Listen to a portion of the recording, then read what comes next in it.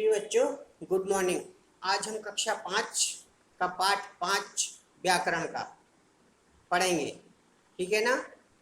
व्याकरण का पाठ 5 संज्ञा के विकार, लिंग वचन कारक। तो अपनी अपनी बुक निकालें सब बच्चे और पेज नंबर 29 देखें। ठीक है ना। ये थोड़ा बड़ा चैप्टर है, इसमें तीनों दिए गए हैं, लिंग वचन और कारक के बीच में। ठीक है ना। इसके संबंध में बताना है। तो ऐसा है, देखो बच्चों, जैसा कि आपने पिछली कक्षा में पढ़ा था कि शब्द के दो भेद होते हैं, विकारी तथा अविकारी। वे शब्द जिनका रूप सदा एक जैसा रहता है वे अविकारी शब्द कहलाते हैं। इनका रूप किसी भी परिस्थिति में नहीं बदलता। इसके विषय में हम आगे के पाठ में पढ़ेंगे। इस पाठ में हम विकारी शब्दों के विषय में पढ़ेंगे। संज्ञा, सर्वनाम, विशेषण तथा क्रिया शब्द विकारी शब्द हैं। इनके लिंग, वचन, कारक आदि के कारण विकार पर्याप्त अर्थात बदलाव का परिवर्तन आ जाता है। आइए लिंग, वचन तथा कारक के विषय में पढ़ें। ठीक। लिंग सबसे पहले आता है। लिंग इसमें लिंग का अर्थ है पहचान। लिंग से किसी प्राणी या वस्तु के स्त्री अथवा पुरुष होने की पहचान होती है। हिंदी भाषा में दो प्रकार के लिंग हैं। कौन से? देखो, पुल्लिंग और स्त्रीलिंग। तो पुल्लिंग वो कहलाता है जो शब्द पुरुष जाति का बोध कराए उसे पुल्लिंग कहते हैं, जैसे शेर, घोड़ा, मोर, नौकर, हाथी। स्त्रीलिंग जो शब्द स्त्री जाति का बोध कराए उसे स्त्रीलिंग कहते हैं, जैसे शेर, शेरनी, मोर, नौकर, नौकरानी। ठीक है ना। तो ये लिंग के बारे में आप लोग समझ गए। अब इसके और भी भेद हो जाते हैं, पुल्लिंग स्त्रीलिंग बहुत से हो जाते हैं। अब इसके बाद आ जाता है आपका दूसरे नंबर का वचन। ठीक है। वचन देखिए, जैसे लड़की दौड़ रही है, लड़कियां दौड़ रही हैं, गाय घास चर रही है, गायें घास चर रही हैं। इसमें लिंग वचन में एक और बहुवचन, एक वचन बहुवचन। तो देखिए बच्चों, चित्रों में नीचे लिखे वाक्य पढ़ने से पता चलता है कि लड़की तथा गाय एक संख्या का बोध करा रहे हैं, जबकि लड़कियां तथा गायें एक से अधिक संख्या का बोध करा रही हैं। अर्थात शब्द के जिस रूप से एक या अनेक होने का बोध होता है उसे वचन कहते हैं। ठीक है। वचन के भेद, हिंदी में वचन के दो भेद हैं। कितने? दो भेद, एक एक वचन और दूसरा बहुवचन। ठीक है ना। एक वचन से एक वस्तु के होने का बोध होता है, जैसे लड़का, पुस्तक, स्त्री आदि। बहुवचन से एक से अधिक वस्तुएं होने का बोध होता है, जैसे लड़के, पुस्तकें, लड़कियां आदि। ठीक है। तो एक और अनेक। अब नित्य एक वचन शब्द और नित्य स्त्रीलिंग शब्द। अब वचन परिवर्तन देखो, एक वचन बहुवचन, तो लड़का लड़के, पंखा पंखे, बच्चा बच्चे, डंडा डंडे, ये आपने पिछली कक्षाओं में भी पढ़ा है। तो ये परिवर्तन एक वचन और बहुवचन का आप लोग अच्छी तरह से समझते हैं। एक वचन में एक और बहुवचन में अनेक। ठीक है। तो ये वचन हो गया और ये आएंगे आपको एग्जाम में आएंगे। अब इसके बाद आ जाता है कारक। तीसरे नंबर का आ जाता है इसमें कारक। चित्र देखकर समझिए, चित्र बना हुआ है। देखो, राम ने रावण को तीर से मारा।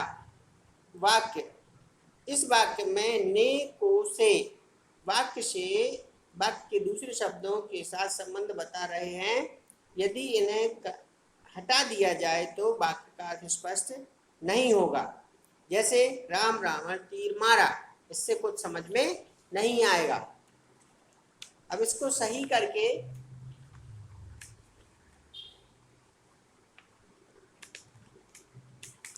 शब्दों के आपसी संबंध बताने वाले शब्द कारक चिन्ह कहलाते हैं।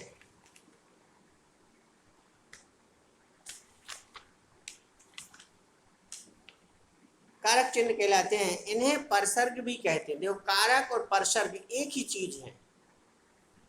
तो किसी वाक्य में आए हुए संज्ञा या सर्वनाम का उस वाक्य की क्रिया से जो संबंध होता है उसे कारक कहते हैं। देखो, कारक के भेद ये जरूर आपको मैंने लिख के भेजा है, भेजूंगा, उसको लिख लेना।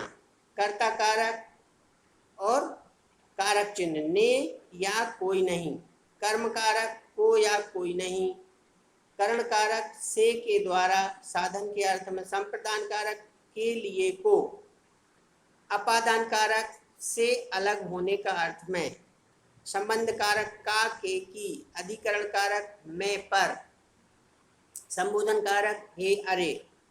तो अब कर्ता कारक इसमें जो शब्द काम करने वाले का बोध कराते हैं उन्हें कर्ता कारक कहते हैं।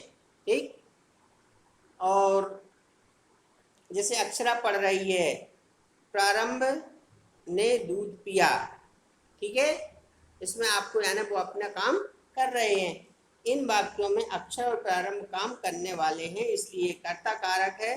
प्रारंभ के साथ ने कर्ता कारक चिन्ह का प्रयोग किया हुआ है, अक्षरा के साथ कोई कारक चिन्ह प्रयोग नहीं हुआ है। अब दूसरा आ गया इसमें कर्म कारक। कर्म कारक क्रिया का प्रभाव जिस शब्द पर पड़े उसे कर्म कारक कहते हैं। जैसे अब्दुल ने पतंग को उड़ाया, शिकारी धनुष चला रहा है। इन वाक्यों में क्रिया का प्रभाव पतंग और धनुष पर पड़ रहा है, इसलिए ये कर्म कारक है। पतंग के साथ कारक चिन्ह को का प्रयोग हुआ है, धनुष के साथ कोई कारक चिन्ह प्रयोग नहीं हुआ है। करण कारक, कर्ता जिस साधन के द्वारा क्रिया को करता है उसे करण कारक कहते हैं। जैसे आकांक्षा साइकिल से गई, शिकारी ने कबूतर को तीर से मारा। इन वाक्यों में कर्ता द्वारा क्रियाएं तीर तथा साइकिल के द्वारा की जा रही हैं, इसलिए ये करण कारक हैं। दोनों साधनों साइकिल तथा तीर के साथ से करण चिन्ह का प्रयोग हुआ है। संप्रदान कारक, जिसके लिए क्रिया की जाती है वह संप्रदान कारक होता है। जैसे पिताजी मेहुल के साथ चॉकलेट लाए, सेठ जी ने गरीबों को कंबल दिए। अब अपादान कारक, जिस शब्द से किसी के अलग होने का बोध है वह अपादान कारक होता है। जैसे बालक छत से गिर पड़ा, वृक्ष से पत्ते गिरते हैं, अलग होना इससे। ठीक है। अब संबंध कारक, जिस शब्द का संबंध वाक्य दूसरे शब्द से प्रकट होता है वह संबंध कारक होता है। जैसे यह आकांक्षा की साइकिल है, आकांक्षा और साइकिल का संबंध हो गया। यह गौरव का थैला है। अधिकरण कारक, क्रिया के स्थान को बताने वाले शब्द को अधिकरण कारक कहते हैं। जैसे बंदर छत पर बैठा है, पिंजरे में तोता है, यह अधिकरण कारक हो गया। अब है संबोधन कारक, जिन शब्दों के द्वारा किसी को पुकारा जाए वे संबोधन कारक होते हैं। जैसे सैनिकों आगे बढ़ो, यानी आदेश देना इसमें। राहुल नीचे आओ। ठीक है। अब हमने इतना आपको पढ़ाया, इतने ही है इस चैप्टर में। तो संज्ञा या सर्वनाम क्रिया तथा क्रिया के साथ संबंध बताने वाले शब्द कारक कहलाते हैं। कारक चिन्हों को परसर्ग भी कहते हैं। कारक के 8 भेद होते हैं। कौन से? कर्ता कारक, कर्म कारक, ठीक है, कर्ता कारक, कर्म कारक, कर्ण कारक, संप्रदान कारक, अपादान कारक, संबंध कारक, अधिकरण कारक और संबोधन कारक। तो ये आपको मैंने चैप्टर पढ़ाया, थोड़ा सा बड़ा है और इसके मैं सब आपको लिख के कल व्हाट्सएप कर दूंगा। ठीक है ना।